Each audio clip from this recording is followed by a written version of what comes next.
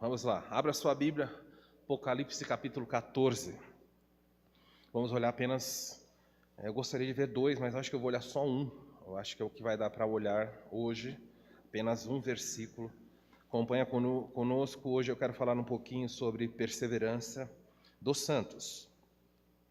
O texto diz assim, Apocalipse capítulo 14, eu vou ler o versículo 12 e o versículo 13, mas provavelmente eu vou expor só o 12. Diz assim: aqui está a perseverança dos santos, os que guardam os mandamentos de Deus e a fé em Jesus. Então ouvi uma voz do céu dizendo: João, escreve isso.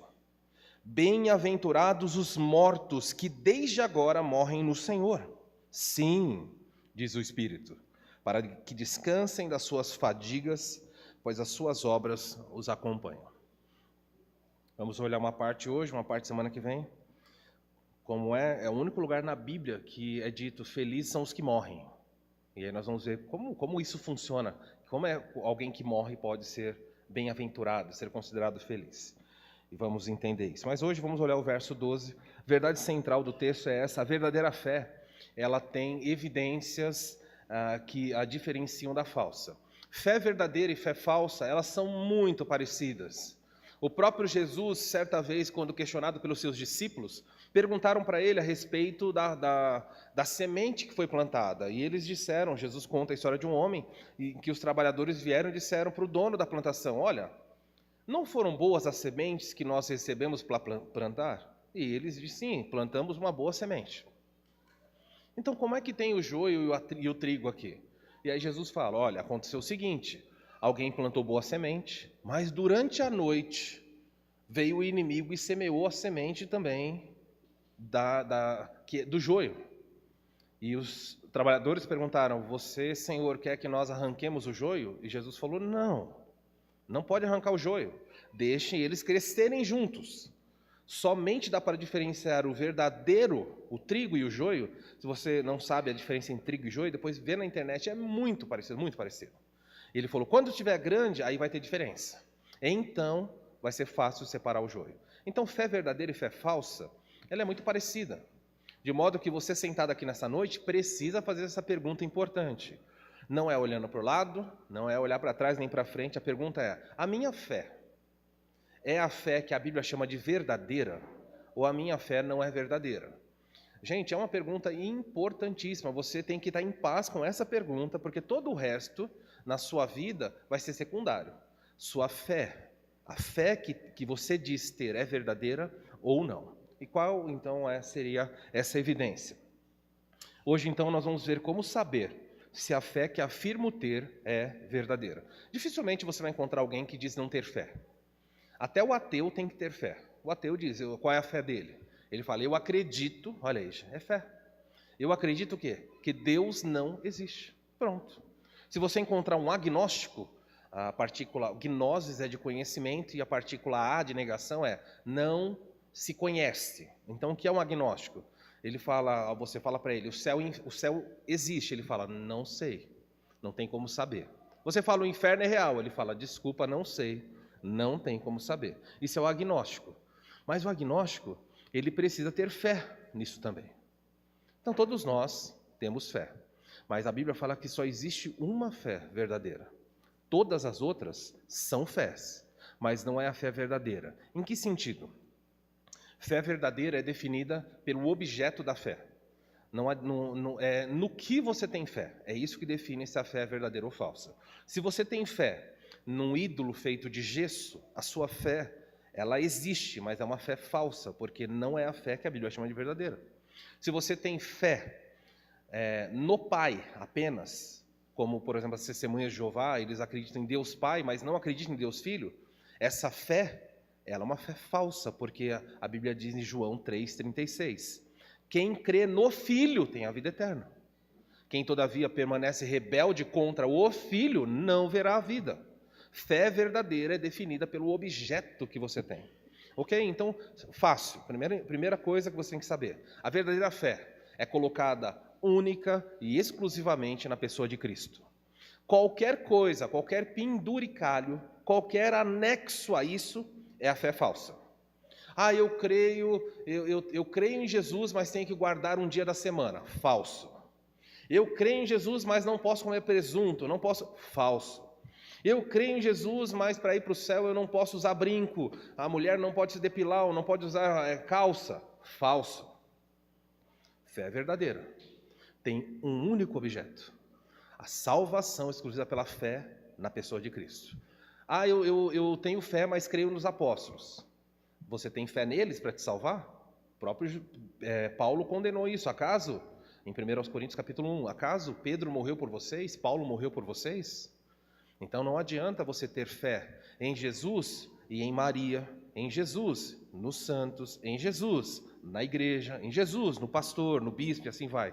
Fé, todos eles vão ter, mas a verdadeira, ela é exclusiva, só tem um objeto, tá bom? Então, definido isso, você já sabe se a sua fé tem o embrião do que é verdadeiro. Mas hoje eu quero mostrar qual é a marca. Ela tem várias marcas, mas nesse texto vai mostrar uma que é principal, tá bom? O objeto é Jesus. Mas como é que eu sei que a minha fé em Jesus é verdadeira? Essa é a pergunta. Porque se eu perguntar para qualquer um de vocês, vocês acreditam que Jesus é o Senhor e Salvador da sua vida? Você vai dizer sim. É a pergunta que nós fazemos em todo batismo. Você crê que Jesus é seu único e suficiente Salvador? E a pessoa diz, eu creio. E aí não, nós batizamos. Eu te batizo em nome do Pai, do Filho e do Espírito Santo. Mas como saber se essa fé que eu digo ter na pessoa de Jesus é a fé verdadeira? Eu vou mostrar uma marca nesse texto, tá bom? Vamos caminhar juntos aí e ver então como funciona. Qual é a explicação do texto? O versículo 12 diz: aqui está a perseverança dos santos, os que guardam os mandamentos de Deus e da fé em Jesus, a fé em Jesus. Então vamos olhar, então, entender um pouquinho o que esse texto fala. A marca principal, entre várias, você creu em Jesus. Como é que eu sei que a fé que eu coloquei em Jesus é verdadeira? O texto fala que a fé verdadeira é marcada por uma palavrinha chamada perseverança. Fé verdadeira é algo que é marcado por uma convicção que avança no tempo. É uma convicção que não é destruída com o passar dos anos. É uma convicção que não é destruída com as adversidades da vida. Nada, nem ninguém, nem altura, nem profundidade, não há poder no mundo ou fora dele que possa fazer com que a fé verdadeira deixe de existir. Então, você quer saber como é a fé verdadeira? Fé verdadeira persevera. Haja o que houver, ela vai estar ali. Não tem poder para apagar essa fé. Dito isso, nós vamos olhar alguns aspectos aí. As marcas da fé verdadeira, tá aí. A verdadeira fé tem como marca principal a perseverança. Eu gostei muito da imagem desse passarinho, eu não sei se é real ou se da onde pegaram isso, mas mostra um passarinho no meio de uma grande tempestade, uma garoa, talvez aqui não dê para ver muito bem, há um pouco de neve ali naquela madeira. O passarinho não podia voar, ele não encontrou um ninho. O que ele fez? Ele ficou parado naquela posição, já que ele não podia avançar. Ele não avançava, mas ele falou, daqui eu não saio. Ele abaixou a cabeça e deixou a chuva cair. A chuva caiu, o vento soprou, a neve veio e ele ficou ali. Ele perseverou, ele não saiu. E eu quero que você saiba que na sua vida há momentos que Deus vai te colocar em lugares em que Deus não quer que você avance. Ele só quer que você permaneça. Ele só quer que você pare naquele lugar e fique ali. Nem sempre a verdadeira fé é aquela fé triunfante que avança. Às vezes, nós vimos aqui nas igrejas, nas 7 igrejas, quando Jesus fala para uma das igrejas, ele diz assim, tão somente guarda o que tens. Ele não manda ela fazer mais nada. Eu acho que a igreja de Esmirna, olha, o que vocês estão fazendo, a perseguição que vocês sofrem é muito difícil. Tão somente conserva o que tens, para que ninguém roube de ti a sua coroa. Então vamos ver como é que essa evidência acontece. Deixa eu falar um pouquinho sobre perseverança. Tá aí outra imagem interessante. A vida do cristão é como essa grande pedra na praia. As ondas batem todos os dias, dia e noite, 24 horas. Mas aquela pedra está ali. Eu gostava muito de ir na praia quando pequeno. Eu já fui pequeno um dia, em todos os sentidos. E eu gostava de ficar parado. Há pessoas que gostam de ficar longe da arrebentação. Alguns gostam de pegar jacaré, não é? sei porque deram esse nome, mas pula na onda e vai. E eu gostava muitas vezes de ficar parado num lugar e deixar a onda arrebentar. E a onda vinha, batia, você dava aqueles 2, 3 passos para frente e voltava. Claro, eu estava de costas. E o divertido era isso, a brincadeira, eu e os meus irmãos, era não olhe para trás. Não importa o que venha, não olhe para trás. Só não sai do lugar. E, gente, vinha cada chapuletada, cada pancada. E vocês sabem como o irmão é sempre divertido, né, nessas horas? Porque o primeiro que era levado para vir tomava um caldo, ele vinha a onda vindo lá de trás, ele puxava papo. Para distrair você. Olha, você viu não sei o quê? A onda se formando gigantesca atrás de você. E a pessoa querendo falar. Quando você ia abrir a boca para falar, pronto. A onda batia, levava os dois. E um ria e o outro procurando o Nemo. Bebia água para tudo que era lado. Deus quer que você persevere sobre as adversidades, as ondas da vida, elas vão bater. Alguns de vocês, conhecendo a história de vários de vocês, eu sei que existem ondas mais difíceis, em momentos mais difíceis, mas elas vão bater. Certa vez Jesus contou aí uma história e ele falou, ele falando sobre o sábio e o tolo, ele falou, os dois construíram uma casa. Um construiu na rocha e um construiu na areia. E o texto falou, vieram as chuvas, as águas do rio transbordaram e deram com ímpeto contra a casa. Bateu na casa que estava na areia e bateu na casa que estava na rocha. A história nos conta que as adversidades, as lutas vêm sobre ambos. Não importa se você é um crente fiel, maravilhoso na fé.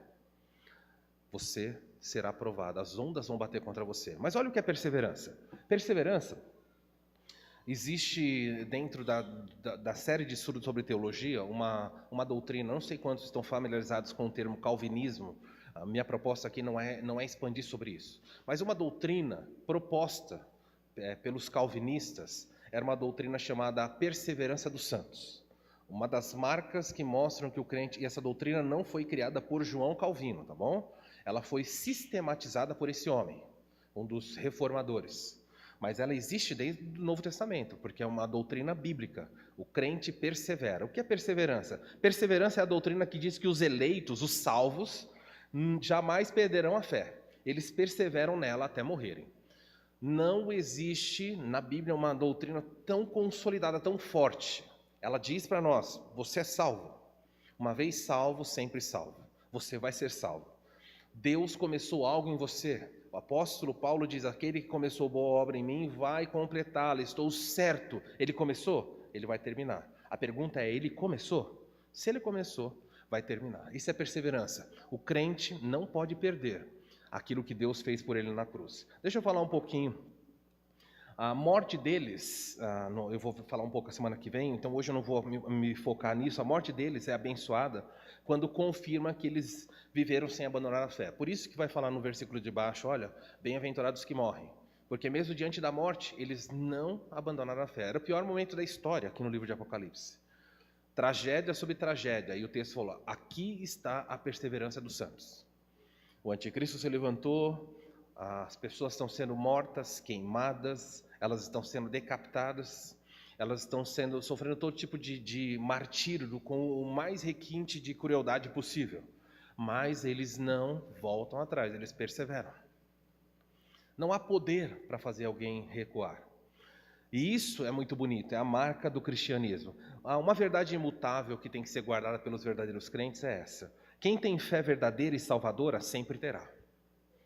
Pode ter momentos, agora você precisa entender isso. Certamente podem ter momentos em que sejamos tentados a duvidar ou até lutemos com perguntas. Já aconteceu isso com você? Houve momentos na sua vida que você começou a questionar algumas coisas? Você duvidou? A verdade é que isso acontece. Por que Deus, ao selecionar através de Jesus os seus discípulos, chama homens tão falhos? Se eu perguntar para você, me fala uma característica de Tomé, qual seria ela? Me fala uma coisa maravilhosa que Tomé fez. Não sabe nada dele? Mas uma coisa você lembra dele. O que ele fez? Ele duvidou. Viu? E Jesus não mandou ele embora. Jesus só disse, não seja incrédulo, Tomé, creia. Para de ser incrédulo. Quando Jesus veio andando sobre as águas e Pedro falou, Senhor, se és tu, me manda ir ter contigo. Jesus falou, pode vir. Pedro então se levanta no meio daquela agitação e vai andando sobre as águas. Ele duvida quando? Ele estava experimentando o milagre, e Jesus o socorre e fala: Pedro, por que você duvidou? Homem de pequena fé, por que você duvidou? Os discípulos duvidaram, e nós vamos passar por um momento. O diabo é hábil, já que ele sabe que não pode roubar a salvação que Cristo nos deu, ele precisa roubar a sua paz. E uma das formas de roubar a sua paz é fazer com que você não acredite que você é o que de fato você é. Então você peca, o diabo diz assim: você não é filho de Deus. Filhos de Deus não pecam. Na minha adolescência eu lutei muito com isso. Eu aceitei Jesus umas 10 vezes. O pastor nem queria mais que eu aceitasse Jesus. O pastor fazia o apelo na igreja que eu estava, falava: você quer aceitar Jesus? Eu levantava a mão. É uma igreja batista tradicional. Ah, que bom, fulano aceitou Jesus. Aí eu ia para casa. Eu queria só orar e ler a Bíblia. Mas meus irmãos me tentavam muito, queridos. Ah, o Norberto está citando nome, não sei nome. Os meus irmãos, e aí o que acontecia? Dizem que quando um não quer, dois não brigam. Isso aí não funciona. Isso não é verdade. Não, na minha casa não era, não.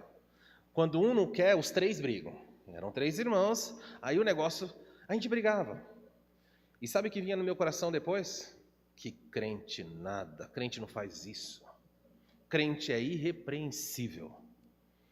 E eu falava: meu Deus, inferno é meu lugar. Aí passavam uns tempos, ia na igreja, alguém pregava: quer aceitar Jesus? Adivinha? Eu quero. Eu preciso de Jesus. Mas na mesma semana, eu voltava para casa e tudo desabava. E isso foi uma luta para mim. Até que um dia, alguém me contou, podia ser mais fácil se alguém explicasse. Alguém me contou que quando você é salvo, você não se torna perfeito.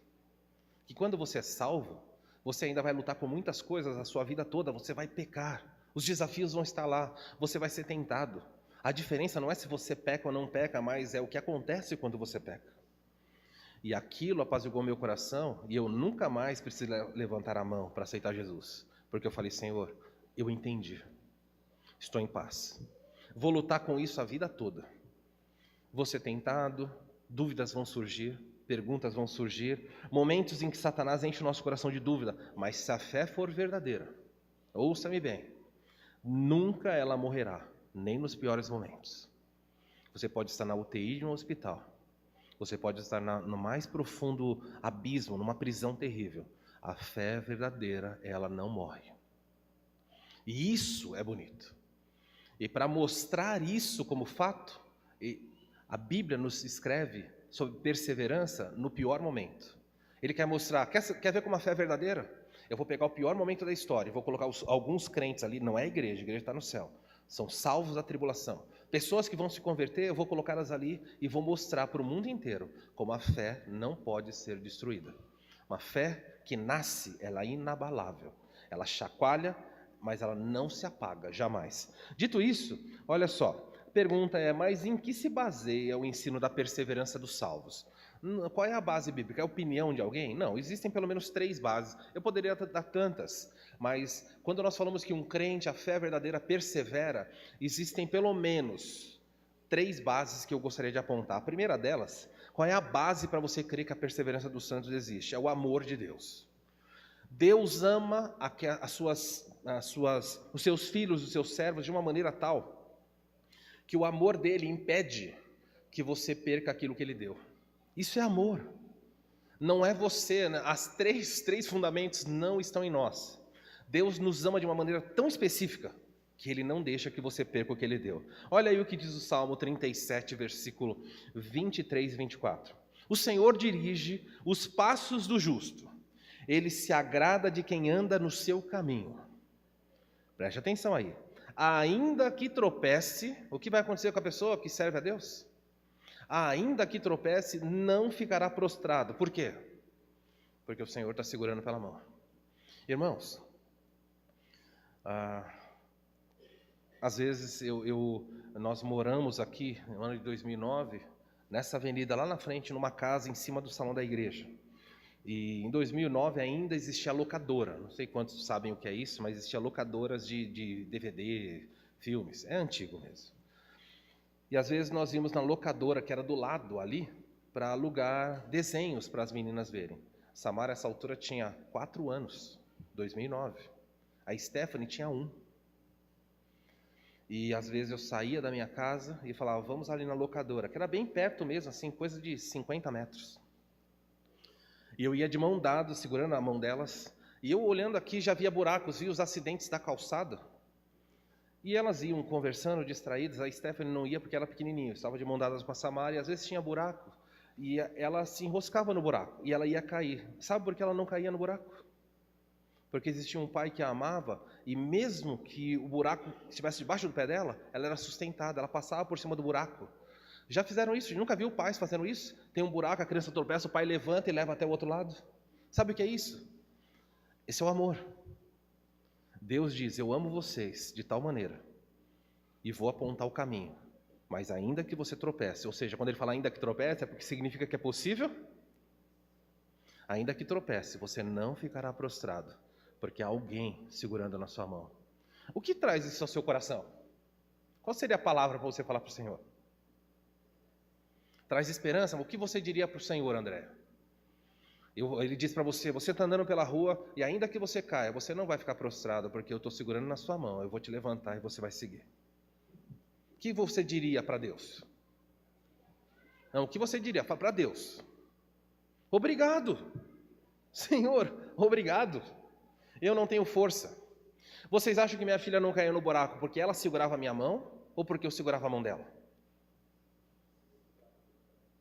Mas ela estava segurando minha mão. Mas quem que exercia força para ela não cair? A mão dela estava junto da minha, mas era a minha mão que se fechava e sustentava ela. É assim que nós caminhamos todos os dias, ano após ano. O crente pode tropeçar. Eu até vou colocar não só pode. O crente, em algum momento da sua jornada nessa vida, o crente vai tropeçar. Espero que você seja um crente excelente, mas você não só vai, como você já tropeçou. Sabe que impede você de abandonar a fé e ir embora? A mão de Deus sustentando você. É amor. Essa é a base da perseverança dos santos. Olha Isaías 43, verso 1 a 3, diz assim: o amor de Deus. Aqui, claro, estou usando Salmos e Isaías, ele está falando do povo de Israel, mas no Novo Testamento nós sabemos que isso aí pode se aplicar tranquilamente à igreja. Mas olha o que ele diz para o povo de Israel, quando o povo de Israel está com muito medo. O povo de Israel é um povo pequeno. Deus diz assim, mas agora assim diz o Senhor, o seu Criador, ó Jacó. Ele não está falando com a pessoa de Jacó, mas Jacó era uma forma de falar toda a nação. Aquele que te formou, ó Israel, olha o que Deus diz, não temas. Não tenha medo, porque eu o remi, eu redimi você, eu salvei você. Salvei você do Egito, salvei você de uma série de coisas terríveis. Chamei você pelo seu nome. E aí Deus diz assim, você é meu. É muito bonito isso. Quando Deus olha para o seu povo, ele fala assim, você não vai embora porque você é meu. Você é meu. Eu comprei você. Você não vai se perder. E aí na continuação, ele diz assim, Isaías, Israel, não tenha medo, não tema, porque quando passares pelas águas, eu estarei com você. Isso aconteceu em algum lugar? O mar se abriu e o povo, aí eu não entro não.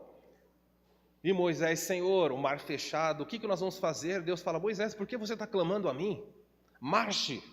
Mas Senhor, o mar está na frente. Moisés, por que você está clamando? Marche. E quando o mar se abriu, você pode imaginar que o povo entrou ali temeroso. E Deus falou, não tenha medo. Quando passares pelas águas, eu estarei com você. Queridos, todos sentados aqui, deixa eu dizer para você que agora, fazendo uma aplicação desse texto, haverá momentos em que haverão grandes desafios, águas profundas na sua vida.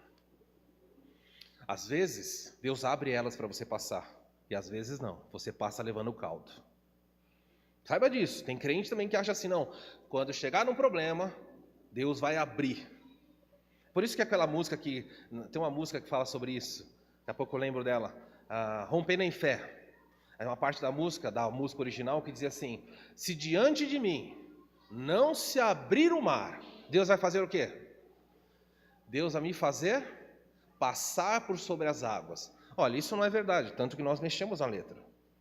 Se o mar não se abrir, pode ser que Deus deixe você passar por dentro da água, afunda, põe a boca para fora, respira e vai até o final lá. Ele tem algo a te ensinar. você vai passar. E eu olho para vários rostinhos aqui que já passaram por situações mais difíceis do que outros. Me lembro quando eu fui visitar a Nilza, Rio Jonas, e a Nilza falou, pastor, eu fui selecionada para fazer uma cirurgia experimental. Precisava fazer uma cirurgia cardíaca. E nós tomando café, e ela falou, olha, é uma cirurgia complexa. Uma cirurgia em que eu não poderia pagar, muito caro. E eles olharam o meu problema e falaram, o seu problema de saúde se harmoniza com isso daqui e nós queremos oferecer para você. E a Nilza estava preocupada. Devo fazer ou não devo fazer? Viu como o mar chegou? Estava na frente dela. E a Bíblia fala assim, não tenha medo. Porque se você passar pelas águas, pelas dificuldades, eu vou estar com você, porque eu comprei você. O texto continua, quando passares pelos rios, eles não te submergirão. Aconteceu isso também com Israel? Eles passaram pelo Mar Vermelho, mas quando eles chegaram para entrar na Terra Prometida, tinha um rio na frente, era o Rio Jordão, e é um rio grande. Israel, não tenha medo. Quando você passar pelo rio, esse rio não vai submergir, ele não vai cobrir vocês. Vocês vão passar. Irmãos, as águas vão bater na sua vida, mas Deus não vai deixar você para trás. Isso é a forma como os crentes podem perseverar. Existe alguém segurando a sua mão. Ele continua e fala, quando você passar pelo fogo, não se queimará. Isso aconteceu com o povo de Israel. Você conhece algumas histórias do Antigo Testamento relacionadas a isso. Ele está motivando o povo. Nem o mar, nem o rio, nem o fogo. Por que você não vai acontecer nada? Porque eu sou o Senhor, o seu Deus, o Santo de Israel. Eu sou o Senhor. Vocês vão perseverar porque eu os amo. E segura a mão de vocês. Pode vir a água, pode vir tudo. Vocês não vão afundar. A lembrança mais antiga que eu tenho. Já procurei, tentei voltar o mais antigo possível. É uma lembrança que eu estava no Horto Florestal em São Paulo. E eu estava na beirada, na encosta de um rio. Já contei para vocês aqui. E eu estava com meu pai estava ali, eu estava brincando. E meu pai falava assim, ó, cuidado, não vai perto da beirada. E você sabe como filhos obedientes fazem, né? Não vai perto da beirada. E eu falei, pai, não se preocupa. E toda vez para brincar com meu pai que eu pegava peixe, já que eu não ia entrar na água, eu pegava a grama e falava, peguei um peixe. Mas meu pai falava assim, deixa ver. Aí eu mostrava, tinha um monte de grama na minha mão. Meu pai falava, legal, pronto, soltava. Daqui a pouco, pai, peguei mais peixe. Mas cada vez eu me aproximava mais da beirada para pegar o peixe. E adivinha o que aconteceu no terceiro, pai, peguei o peixe, foi só... Não teve, pai, peguei o peixe, foi só, pai, sumi dentro do lago. O meu pai não sabia nadar. Essa é a lembrança mais antiga que eu tenho. Meu pai entrou na beirada, ele me puxou com o pé. Ele colocou o pé assim e me levantou com o pé. E a lembrança mais antiga que eu tenho é uma água enlamaçada com um pouco de luz. Era um movimento de eu sair assim. Por que meu pai fez isso por mim? Porque meu pai me amava e falou assim, você pode cair aqui. E ainda que você caia, uma mão virá e pegará você e vai te levantar. Já passou por isso? Eu poderia abrir aqui para tantas pessoas e falar, quando foi que você foi pegar peixinho, ou foi fazer alguma coisa errada e você caiu e o Senhor pegou você de novo, todo escaldado. E eu fiquei quietinho aquele dia. Voltei murcho. E essa lembrança ficou lá. Água, a luz assim, iluminando um pouco da água, mas o meu pai me tirando da água. Perseverança dos salvos é fundamentada no fato de que existe alguém sustentando você. E se você cair, ele vai te buscar. É por isso que nós avançamos. A vontade de Deus é a segunda base para a perseverança dos santos. Deus ama você porque te salvou. E Deus tem uma vontade para aqueles que salvou. E olha a vontade dele, em João 6,36, Jesus disse assim, todo aquele que o Pai me dá, virá a mim, e o que vem a mim, de modo nenhum lançarei fora. Jesus falou assim, o meu Pai tem pessoas, não são todas, o meu Pai tem pessoas, ele pega essas pessoas e ele dá a mim. Então todo aquele que o Pai me deu, esse virá. Eu posso inverter esse versículo e dizer para vocês assim, todo aquele que o Pai não dá, o que vai acontecer? Não virá. Então isso já resolve a questão de que não são todas as pessoas que virão a Cristo. Se você está aqui e você tem fé verdadeira, se você é um salvo, sabe por que você está aqui? À luz desse versículo? Porque um dia na história Deus foi lá e pegou Miriam, irmão Daniel, Marcelo, e falou: filho, eles são seus. E ao pegar cada um de nós e entregar nas mãos de Jesus, Jesus falou: todo aquele que o Pai me dá, esse virá a mim. E quando chegou até ele, ele fala: de maneira nenhuma, não existe possibilidade de eu lançar fora. E por que Jesus faz isso? Porque Jesus nos disse que ele faz isso, não lança fora. No próprio texto ele vai continuar e diz assim: olha a razão, porque eu desci do céu, não para fazer a minha vontade, mas a vontade daquele que me enviou. E qual é a vontade daquele que me enviou, que é o meu Pai? A vontade daquele que me enviou é esta: que eu não perca. Ele vai perder 1%? Vai perder, será que ele vai chegar lá no céu e vai falar: Pai, eu salvei quase todos. Alguns foram difíceis, mas o Senhor sabe, né? Ninguém é perfeito. Você acha que Jesus vai falar isso para Deus, o seu Pai? Queridos, ele fala: a vontade do meu Pai vai se cumprir, e a vontade é essa, que eu não perca nenhum. Então, se você está aqui hoje, você crê em Jesus, tem fé nele, você não vai se perder. Isso é claro para vocês? Eu não sei como tornar isso mais vívido. Não há o que o diabo possa fazer, não há o que você possa fazer que faça com que você se perca. A fé verdadeira, ela vai perdurar, porque Deus ama e porque Deus tem uma vontade, e o amor dele é poderoso, e a vontade dele se cumpre. É assim que os textos nos mostram. Em terceiro lugar, o terceiro fundamento para o crente perseverar. Primeiro, qual é? Por que o crente persevera? Amém, amém. Agora ficou meio canto gregoriano. Sintoniza agora. Qual é a razão, qual é a base para a perseverança dos santos? A primeira base é você não vai se perder, porque ele ama. Isso segura você. Segundo lugar, porque o salvo não se perde. Porque Deus tem uma vontade, a vontade de Deus se cumpre, todas elas, todas. E ele disse: a vontade de meu Pai é que eu não perca nenhum, eu não vou perder. Em terceiro lugar, você vai, se você é um salvo, vai para o céu, porque existe o poder de Deus. João capítulo 10, hoje pela manhã, enquanto eu imagino que todos almoçaram em família, enquanto íamos no carro, o Maurício colocou uma música. Estávamos eu, o Maurício e a Stephanie no carro, e ele colocou uma música em inglês, estava cantando. E a música dizia assim, me ajuda um pouquinho, Maurício, se eu falar errado, mas pelo menos eu resumi aí. Aí ele foi traduzindo a música enquanto cantava, ele falou: essa música é muito bonita. E a música dizia assim, que Deus é como uma âncora que segura os barcos de batalha no meio da tempestade. Gente, é muito lindo isso.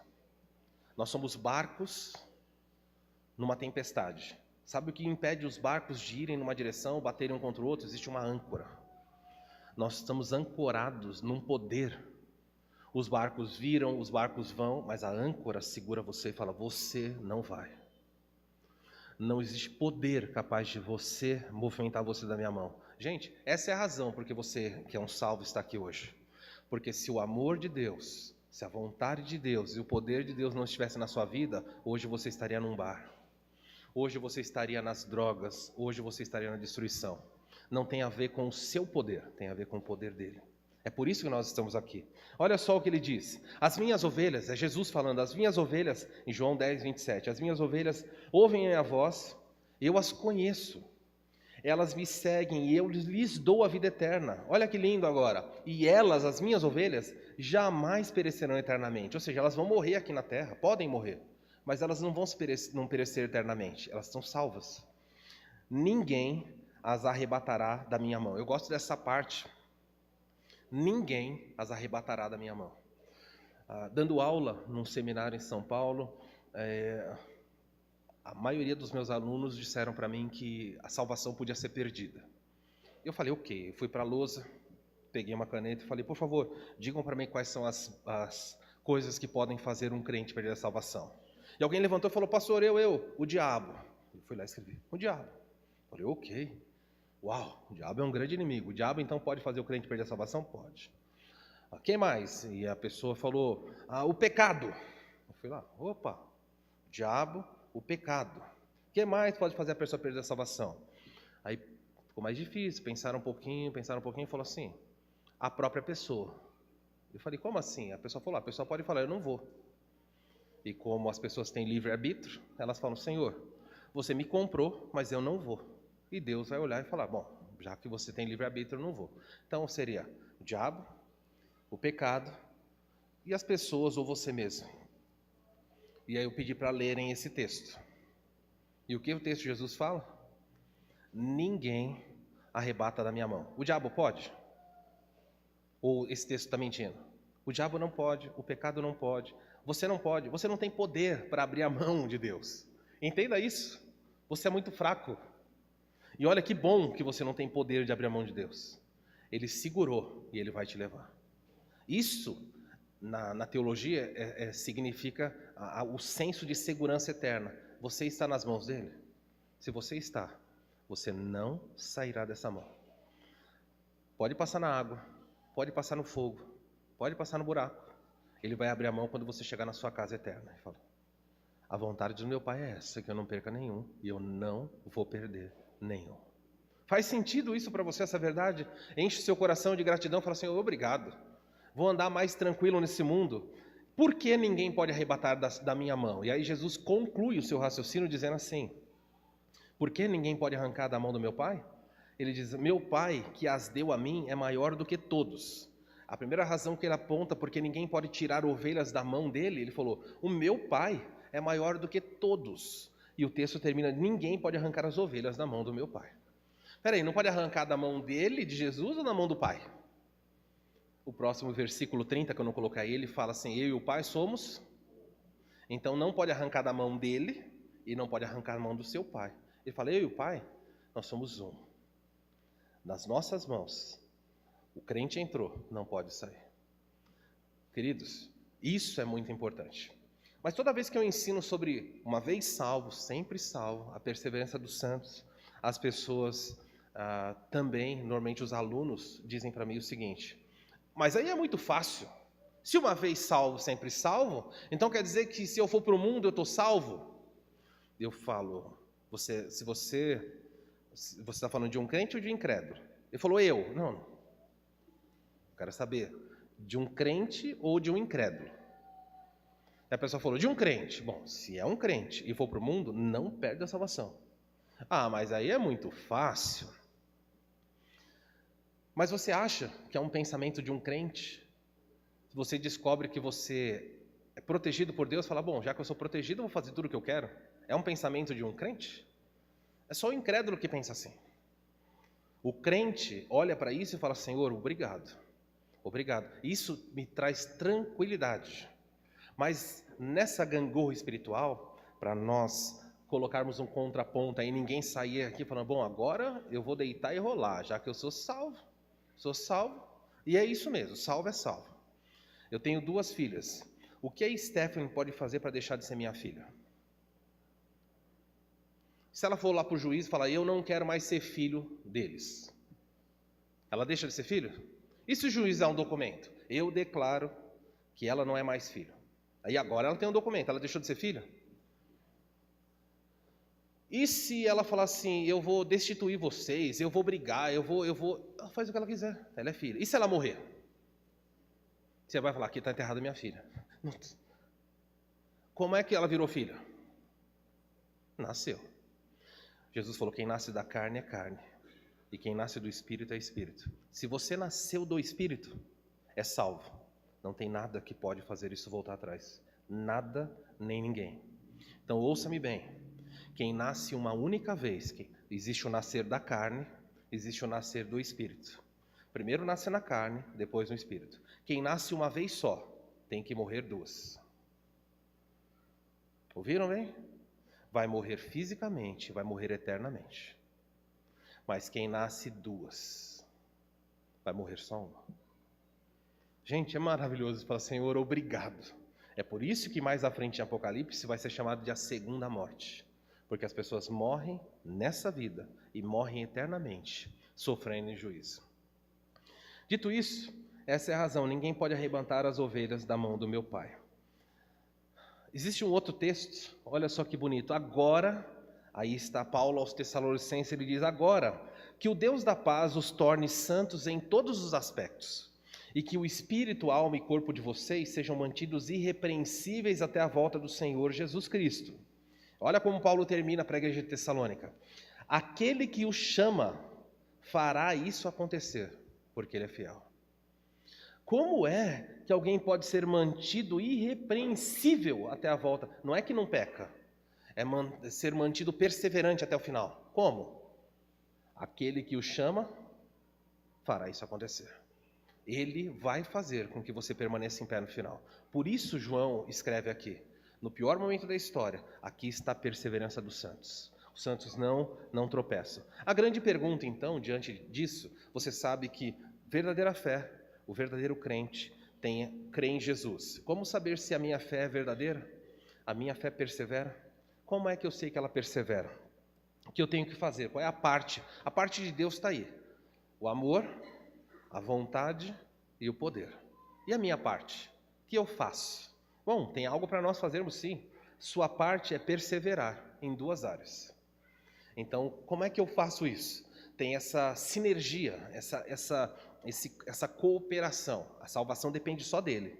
Mas Deus quer que você persevere. Ele fala, eu seguro a sua mão, mas você tem que perseverar caminhando. Eu quero que você faça algo. Perseverar em 2 áreas. O texto fala assim, olha, aqui está a perseverança dos santos. E aí ele destaca 2 áreas em que os santos perseveram. Perseveram são aqueles que perseveram guardando os mandamentos de Deus e guardando a fé em Jesus Cristo. Guardar os mandamentos de Deus e guardar a fé em Jesus Cristo. Guardar os ensinos da Bíblia. Ah, pastor, eu sei o que é isso. Você guarda os ensinos da Bíblia? Eu guardo. Quando termino o culto, eu chego em casa, eu pego a Bíblia e coloco no armário e fica guardadinha a semana toda, até o domingo que vem. Uma vez eu perguntei para alguém, você guarda? Ele falou, guardo. A minha Bíblia fica guardada na gaveta. Uma benção. Isso não tem a ver com guardar. O que é guardar? Guardar é praticar. Aquele que tem os meus mandamentos e os guarda, pratica, este é o que me ama. É assim que você persevera. Você persevera praticando, guardando aquilo que ele deu. Veja, o segundo é mantendo a fé. Como é que eu vou manter fé? Eu tenho que nutrir estudo, oração, serviço e comunhão. É isso que Deus espera dos seus.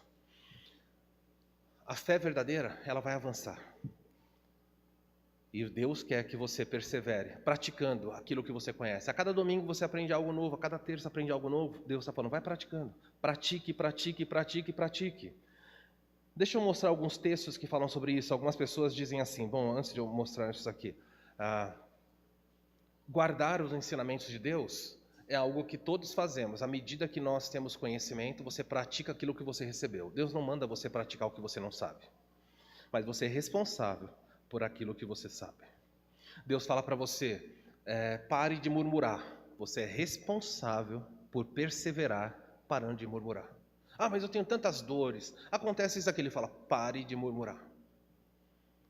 Queridos, a Bíblia fala, persevere no seu casamento.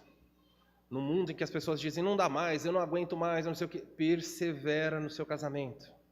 Pais que têm filhos dão trabalho, persevere educando-os, persevere, não desanime, não pare. Não fala, não aguento mais, faça o que você quiser com a sua vida, eu vou curtir minha vida. Persevera na educação deles. Deus quer que os crentes perseverem no estudo. Então não é uma opção se eu vou na igreja ou não vou na igreja. Deus quer que você venha. Mas deixa eu dizer para você que estudo é muito mais do que vir à igreja. É seu dever, nós estamos na igreja, alguns vêm só no domingo à noite, ou raras vezes. É seu dever cuidar da sua vida espiritual durante a semana. Isso é perseverar na fé. É você estar crescendo. A ideia é que termine a semana e você fala, essa semana eu aprendi uma coisa nova que eu não sabia. Se a semana está passando, semana após semana, e você não está aprendendo nada novo, você não está perseverando. Você simplesmente se acomodou e está aí parado. Perseverar é você falar, Senhor, eu preciso crescer. Perseverar requer esforço. Se você falar assim, a partir de amanhã eu vou fazer dieta. Para fazer dieta é preciso perseverança ou não? Por que as pessoas começam a dieta na segunda-feira? Por que é o dia universal de dieta? Sabe qual é o mês universal de começar a dieta? Janeiro, 1º de janeiro, dia universal. Passou, falou, nossa, festa de ano novo, mas eu prometo, e aí vai. Começa de manhã, à tarde, dá aquela olhadinha para aquele morango, o chantilly, fala, Senhor, eu vou começar a dieta, mas a minha dieta não vai ser radical. Vou fazer uma dieta mais suave. E alguns começam de fato, mas a tendência é perseverar. E eu vou fazer academia. Por que você, a pessoa vai fazer academia, eles falam assim, ó, você tem que pagar 3 meses adiantados. Por que você tem que assinar um contrato de 3 meses? Sabe o que os donos da academia sabem? Que essa decisão resoluta, definitiva, de que você vai se tornar um triatleta, Iron Maiden, vai durar uma semana. Mas você vai fazer um contrato de 3 meses. 3 meses você vai pagar. É praxe. Você fala, vou ler um livro. Você lê o quê? O prefácio. E para. Fala, agora eu vou me dedicar à oração. Vai se dedicar? Pastor, vou me dedicar à oração. Aí você deita, puxa aquela coberta, está tão quentinha a cama, e você começa, ó Pai das nuvens, Deus do vento. Quando você vê, já está de manhã, você fala, Senhor do amanhecer. E aí você levanta da cama e começa o seu dia. Nós temos essa tendência de não perseverar no que nós fazemos. Você só vai descobrir a força, que é a força do pecado, quando você se levantar e falar, eu vou resistir a ele. Aí você vai descobrir o poder que ele tem. Enquanto você não luta contra ele, ele não é nada. Já viu pessoas que falam assim, eu paro de beber quando eu quiser, eu paro de fumar quando eu quero. Esse vício aqui eu abandono, na hora que eu quiser eu vou abandonar. Vai lá e para. Perseverança é uma coisa difícil, mas a Bíblia diz que os salvos perseveram. Alguns podem perguntar, pastor, e aqueles que andavam com Cristo, não é estar em igreja, mas andavam com Cristo e abandonaram? O que dizer deles? Se a verdadeira fé persevera, o que falar dessas pessoas que andavam e não andam mais? E talvez venha à sua mente, aí pensa alguém, venha à sua mente alguém que andou com Cristo. Não é que mudou de igreja, é alguém que não anda mais com Cristo. Andou durante um tempo e depois abandonou. A Bíblia explica sobre isso, ela fala assim, olha só. Jesus contando essa parábola do semeador, ele falou, algumas sementes caíram no solo pedregoso, onde não havia muita terra e logo brotaram. Existem sementes da palavra de Deus que caem no coração e elas brotam rápido e a pessoa fala assim, eu quero. A semente nasceu ali. E o texto, Jesus fala assim, porém a terra era pouca, mas ao nascer do sol queimaram-se, por não ter raízes, morreram. Quer saber por que pessoas abandonam? A verdadeira fé persevera. Vocês lembram que nós vimos, quando passarem pelo fogo não te queimará? Mas aqui fala que o sol bateu e essa queimou e morreu. A verdadeira fé, ela não morre na água, ela não morre no vento, ela não morre no fogo, ela passa por toda a adversidade. A pessoa que abandona a fé é uma marca de que aquela fé, ela surgiu ali rapidamente, mas era uma fé falsa. Ela morreu com a perseguição. Existe outro texto que fala assim, eles saíram, o apóstolo João fala assim, eles saíram de nós, falando das pessoas que abandonaram no primeiro século a comunidade cristã, eles saíram de nós porque não eram dos nossos. Se fossem dos nossos, teriam permanecido conosco. Saíram do nosso meio para que ficassem manifestos que não eram dos nossos. Quer saber por que as pessoas abandonam a igreja e falam assim, para mim deu, vou para o mundo? Elas vão sair para que fique evidente que elas não eram dos nossos. Os nossos perseveram. Dona Deise, levanta a mão ali aqui na ponta para mim. Ó. Não sei quantos vocês conhecem essa senhora simpática, Dona Deise. Dona Deise, dizem que não pode falar a idade das mulheres, mas vou falar com carinho da senhora, porque é motivo de louvor e gratidão a Deus. Dona Deise tem 91 anos de idade. Está ali firme e forte. A Dona Deise, ela se converteu no ano de 1946. Isso mesmo. Há 79 anos atrás, ela falou, Senhor, minha vida é sua. Quer saber o que é perseverança? 79 anos. Passou por regime militar, passou por revolução dos hippies. A senhora não foi hippie não, né? Mas passou pelo período da revolução dos hippies. Passou por direta já, por caras pintadas, e passou por isso, passou por aquilo. 79 anos de conversão. Você quer saber? com a fé verdadeira existe? A fé verdadeira, ano após ano, década após década, ela persevera. Eu tenho certeza que se eu perguntar para a dona Deise, para a irmã Deise, quantas pessoas ela já viu sair da igreja? Meu Deus. Ah, saí da igreja. Aquele irmão olhou todo para mim e foi embora. Ah, colocaram bateria. Eu já vi gente sair da igreja porque era bateria acústica, colocou bateria eletrônica, saí da igreja. Não vou mais na igreja porque a cadeira é ruim. Não vou na igreja porque isso. Não vou na igreja por causa daquilo. É longe, é frio, é muito barulho. Tem gente lá que eu não gosto. Não deixa eu marcar na cantina. Não deixa eu... Todos os motivos que você quiser. Todos. Mas a fé verdadeira, ela vai perseverar. Fogo, água, vai passando. Quer saber o que é perseverar? No final você conversa com a dona Deise. Ela falou para mim que vai vir até 130 anos. Então você pode... E nós vamos passar e você vai vir aqui, a dona Deise está ali. Pessoal, perseverança. E sabe de uma coisa? Mais do que existir aqui. A fé verdadeira, ela é tão sólida que quando a vida termina aqui, sabe o que acontece com ela? Ela adentra a eternidade. Pelos séculos dos séculos. É essa a sua fé? É isso que aconteceu no seu coração? Porque se não aconteceu no seu coração, se você não persevera, se a sua cabeça é qualquer coisa eu vou embora, cuidado. Talvez você seja alguém muito legal, mas a sua fé não é real. Como saber se a fé que eu afirmo ter é verdadeira? Você está perseverando? Essa é a pergunta que temos que fazer. Quero fazer as aplicações do texto e nós terminamos. O que então fazer com isso que nós ouvimos? Em primeiro lugar, todo crente, aprenda isso, todos. Eu e você, pastor, membro, todos. Todo crente é suscetível a tropeços. Mas não existe crente que nunca viverá sem tropeçar. Pode olhar para quem você quiser aqui. Todos nós já tropeçamos. Alguns talvez estejam tropeçando e outros vão tropeçar. Ninguém vai passar por aqui sem cair. Só uma pessoa andou por esse mundo. E a Bíblia fala, nele não achou dolo, nem engano, nem falha, nem nada. Uma única pessoa. Todos os demais tropeçaram.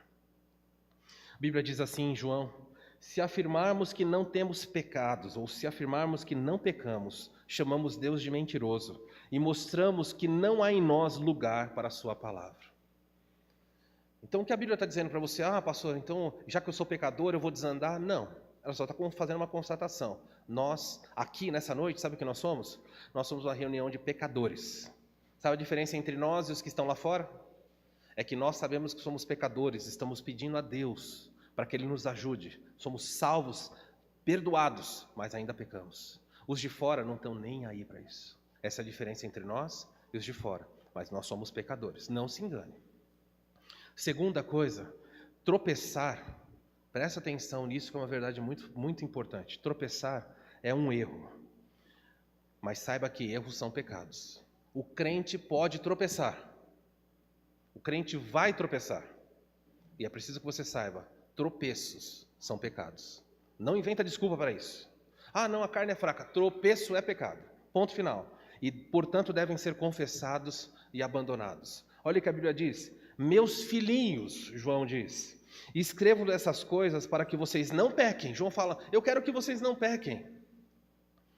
Se, contudo, alguém pecar, e é uma forma de dizer que vai pecar, temos um advogado que defende a nossa causa diante do Pai, Jesus Cristo, aquele que é justo. Todos pecam. E João fala, eu queria que vocês não pecassem. Mas quando o pecado chegar, você volta-se para Ele, porque temos um advogado que perdoa o seu pecado. E Ele perdoa de quem? Dos que vão a Ele e falam, Senhor, me perdoa, eu estou arrependido. Crente tropeça, ele tropeça. Mas o crente não pode ficar caído. Hoje, na hora do almoço, aconteceu um episódio interessante. Falei para o Vinícius que ia usar hoje, o Vinícius, um exemplo. Semana o Vinícius acabou tropeçando e se machucando, uma queda. E na hora do almoço nós estávamos brincando, a Márcia virou para ele e falou assim, uma coisa que me irritou é que o Vinícius caiu e ele levantou. Aí todo mundo na mesa começou a rir. Como assim? O Maurício falou, você queria que ele ficasse caído? Não, é que ele levantou muito rápido. Deixa eu dizer para você, o crente, ele pode cair. O que o crente não pode fazer é ficar caído. Alguma vez você já entrou no box do banheiro e você deu aquela deslizada? Já tomou um susto desse tipo?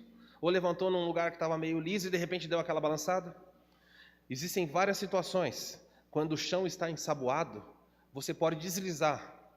Você tem um pequeno deslize e se estabiliza. Deslizes podem nos desestabilizar um momento, mas nós ficamos em pé. Tropeço implica em cair.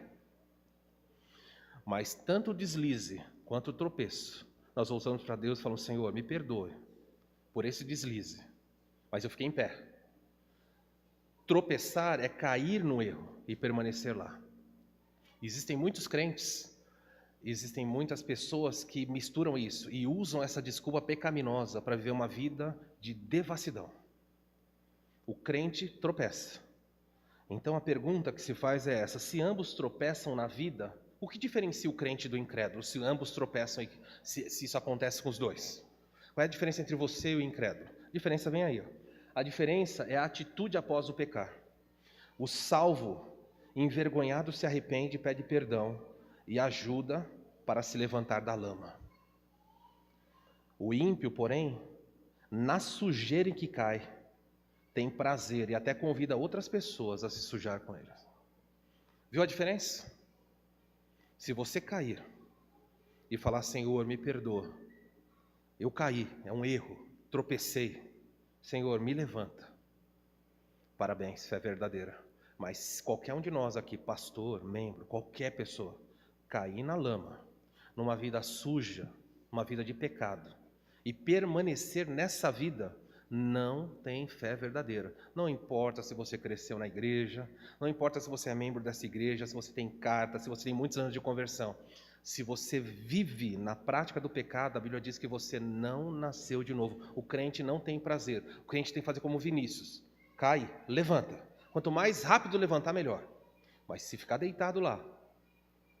Eliana está aqui hoje? Eliana não está aqui? Não, Eliana não está aqui. Recentemente a Eliana também caiu. Os crentes da igreja não caíram muito, então a gente tem que tomar cuidado aí. A Eliana caiu. Mas o dia que ela caiu, Deus proporcionou uma bênção, porque na sequência, logo depois que ela caiu, 2 irmãos passaram por ela, a Márcia e o Rodrigo. O Rodrigo levou o carro dela e a Márcia levou ela. Mas sabe o que eu acharia muito estranho? Quando elas chegaram perto da irmã Eliana, caiu perto do supermercado, elas foram, se machucou, e ela falou: nossa, tropecei. Ela estava envergonhada. Sabe por que ela estava envergonhada? Por que ela estava envergonhada? Ela estava envergonhada de ter caído, de ter tropeçado. E eles chegaram perto dela, levantaram ela, apoiou, levou ela para casa e cuidaram. Sabe o que eu acharia estranho? Eles chegarem perto dela e ela está rindo. Ela está rindo. Você está bem? Ela falou: tá, estou sim. Deita aqui comigo, pessoal. Fica aqui. Eu nunca tinha visto a perspectiva do chão, é tão gostoso estar aqui. Se ela fizesse isso, você chamaria ela do quê? Pode falar, chamaria do quê? Louca. Mas está cheio de pessoas em igreja que estão na lama e estão falando para os outros: deitem aqui comigo.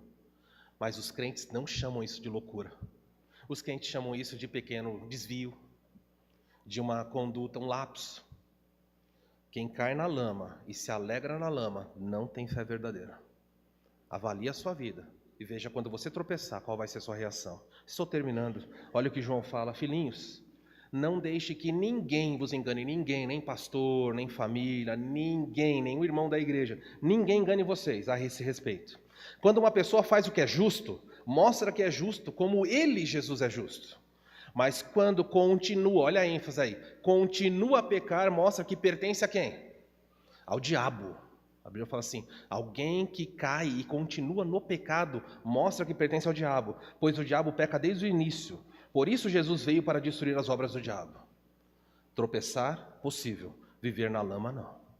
Quem vive na lama é filho do diabo. Pode ter carta de batismo, pode ser membro de igreja. Filho do diabo. É ele que está falando, a Bíblia. Quem veio pela manhã sabe, quem fala através da Bíblia é Deus. A verdadeira fé não permite que o salvo viva na prática do pecado. Olha o que a Bíblia diz em João 3,6. Quem permanece nele não continua a pecar. Mas quem continua a pecar não o conhece e não entende quem Jesus é. Diferença é, a pessoa vive no pecado, então ela não conhece Cristo. Aquele que é nascido de Deus não vive pecando, pois a vida de Deus está nele, logo não pode continuar a pecar, pois é nascido de Deus. E olha só como João termina. É assim que podemos identificar quem é o filho de Deus e quem é o filho do diabo. Quer saber quem é filho de Deus? O filho de Deus cai e se levanta. Ele persevera em ficar em pé. O filho do diabo cai, vive na lama e chama outros para andar com ele.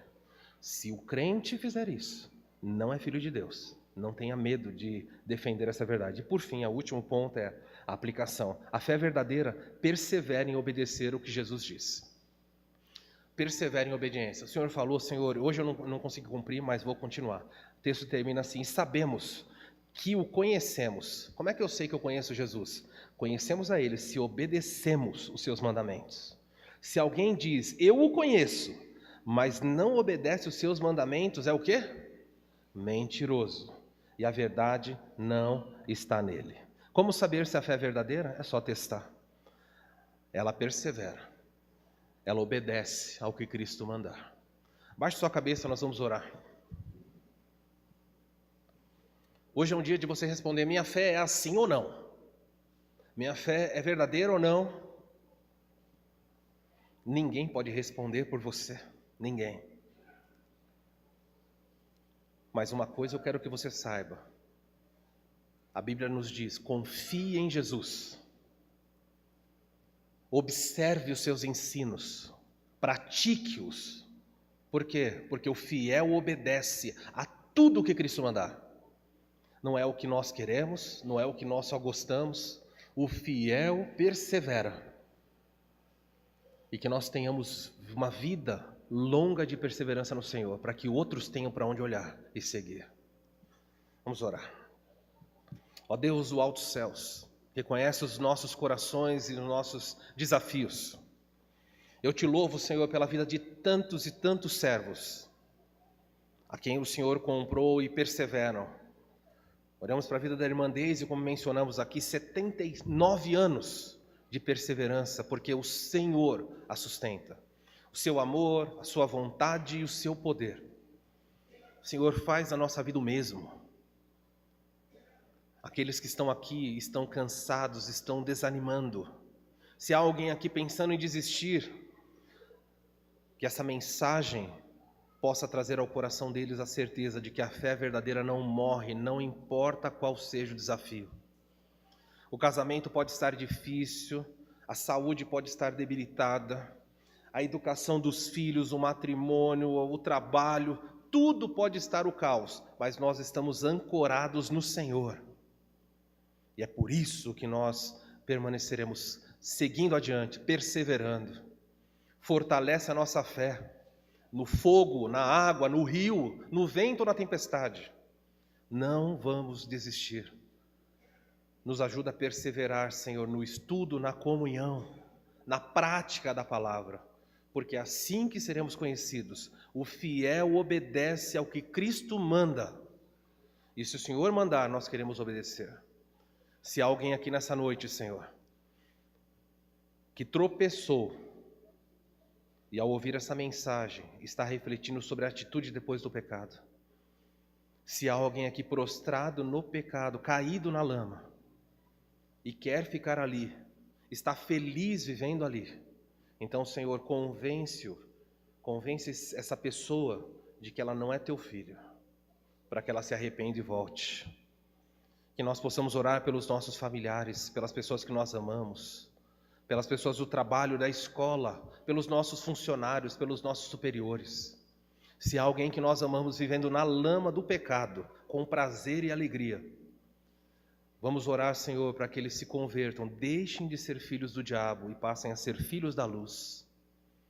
E quando vacilarmos, e vamos vacilar, Senhor, nos sustenta. E se tropeçarmos, nos convence do pecado para que haja arrependimento, possamos nos levantar e seguir perseverantes. Que os anos venham e cada um de nós permaneça em pé, porque é isso que o Senhor espera de nós. Nós oramos assim em nome de Jesus. Amém. Vamos ficar em pé, vamos terminar o culto com essa